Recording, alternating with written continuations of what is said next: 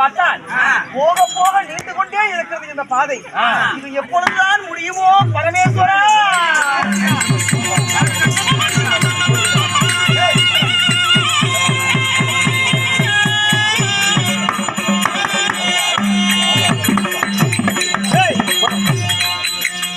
சாப்பாடு கொண்டு போகணும், பத்திரமா கொண்டு சேர்த்து போகணும். தம்பி தம்பி தம்பி, நான் மேல விட்டேன், நீ காக்கா முடிக்கிட்டே வா.